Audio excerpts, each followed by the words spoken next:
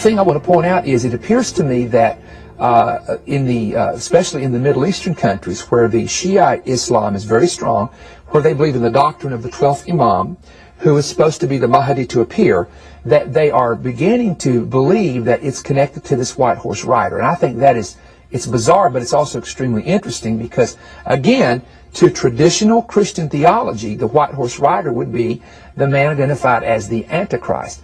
And we've done some studies on Antichrist, and it doesn't necessarily mean, when we use Antichristos, it means anti is always against, but there's other meanings to that in Hebrew, isn't there? It doesn't just, well, explain that to people. I mean, some people have the idea that Antichrist means that he is an imposter, a prototype. He's saying he's Jesus. Right. He's saying, I'm the Messiah, etc., etc. Right. Now, the way I see it, Perry, is that he is anti-Messiah. He is against, because we need to understand that to understand the book of Revelation, you've got to understand the book of Genesis. Isaiah 46:10 talks about how God has from the beginning revealed the end. And so in the very beginning, what you see is two opposing seeds, two opposing, personalities, etc. Cain, Abel, Esau, Jacob, Ishmael, Isaac. They are related, but they oppose one another. And so I see it as the Messiah, or excuse me, the Anti-Messiah is against. He opposes. He opposes God in His temple and those who worship Him. How would you oppose the true Messiah, which we know biblically is Jesus, Yeshua? How would you oppose him? In my opinion, based on 1 John, this is Bible now, 1 John chapter 1, chapter 2, and I think chapter 4, it mentions Hu Antichristos, or the Antichrist, 4 times. The word Antichrist. And it says it's the spirit that denies that Jesus is the Son of God. Right. So how would you be against Christ, against the Messiah? By denying his relationship with the Father. Right.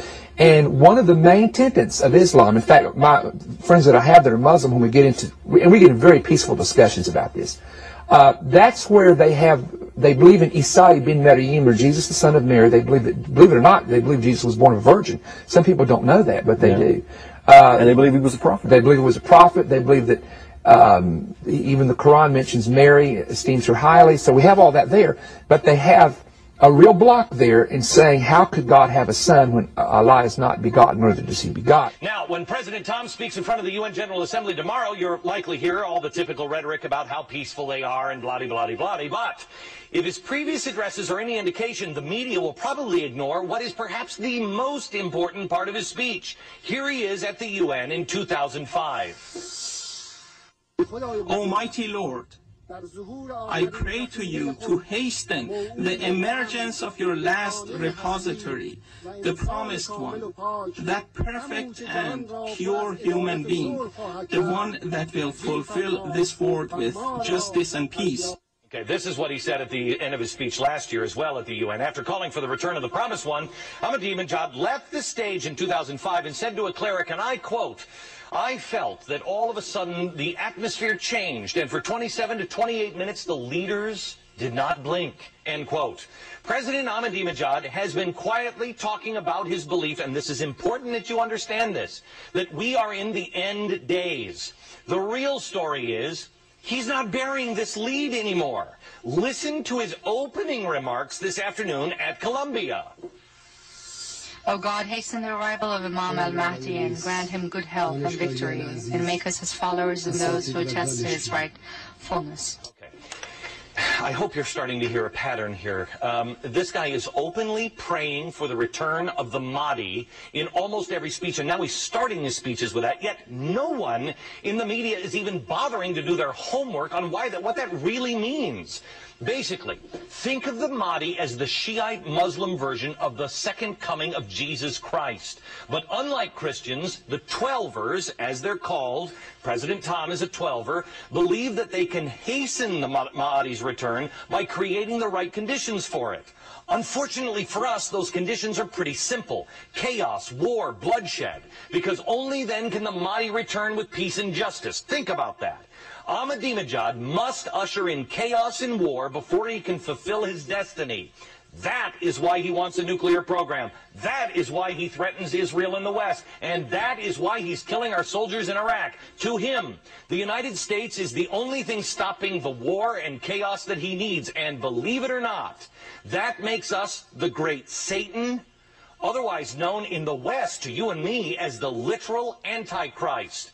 When your politics are your religion, it is impossible to understand one without first understanding the other. I can see anti-Messiah as saying, yes, Jesus is good, he's a prophet or a good man, but he is not what you think he is. Right, and the bottom line is that there are some in the Islamic world who could consider you and I, and a lot of our Jewish brethren, to be infidels. Mm-hmm. And amongst these group, in these so-called fundamentalists and radicals, pockets of places around the world, yeah, they feel like that you and I and others like us are infidels, and that we are the enemy. And it is their mission, commissioned by the Quran, they believe, to go and to destroy us. And that's why America, as we talked last week, is such a target, because they see America as a Christian nation. Right. And there again, we don't know the percentage. Some say it may be 2 to 5% of the whole group that would think that way. But 2 or 5% in the world, when you have 1.4 million followers, could be as high as 100 to 200 million easy. Well, so that's again, there we go into why, because they say, why would they attack us? We've done nothing. But it's just the fact that it's a belief, it's an attack on the religious. Well, notice they always link us with Israel. Right. Why is that? It's because of we have this book in common, by and large. Right. Well, the other thing I felt was that evil men, evil people, are going to try to do evil things to us and to others during the last part of this year. I don't know whether it'll be in the fall or September or later on, but it'll be the second half somehow of 2007.